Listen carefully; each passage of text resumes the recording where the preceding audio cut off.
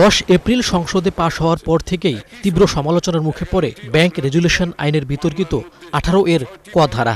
পুরনো মালিকদের ফেরার সুযোগ রাখায় বিএনপি সরকারের সদিচ্ছা নিয়েও প্রশ্ন তোলেন কেউ কেউ। ইতিমধ্যে অনেকে প্রশ্ন করেছেন সরকার কি করছে। অবশেষে বিষয়টি আমলে নিয়ে তা বাতিলের ঘোষণা দিলেন অর্থমন্ত্রী।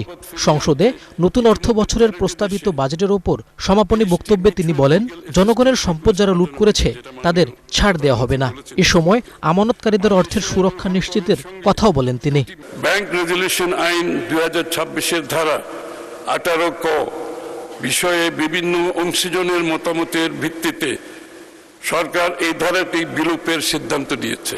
আমাদের বার্তা স্পষ্ট, যারা জনগণের সম্পদ লুট করেছে তাদের ছাড় দেওয়া হবে না। অন্যদিকে আমানতকারীদের আমানতের সুরক্ষা নিশ্চিত করা হবে।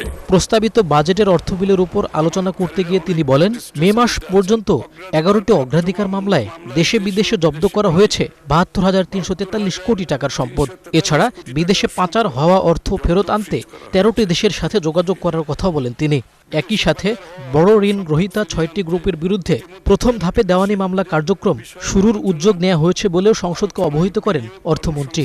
11টি অগ্রাধিকারপ্রাপ্ত মামলায় দেশে ও বিদেশে প্রায় 72,343 কোটি টাকার সম্পদ জব্দ বা ফ্রিজ করা হয়েছে। বিদেশে পাচার হওয়া অর্থ সম্পদ ফিরিয়ে আনতে ইতিমধ্যে 13টি দেশে 23টি মিউচুয়াল লিগ্যাল অ্যাসিস্ট্যান্স রিকোয়েস্ট পাঠানো হয়েছে। এদিন শুল্ক কর কাঠামোয় বেশ কিছু পরিবর্তন এনে পাশ করা হয় অর্থ বিল 2026। পুঁজিবাজারের টেকসই উন্নয়নের লক্ষ্যে আমি অর্থ বিলে একগুচ্ছ সংশোধনী প্রস্তাব আনছি।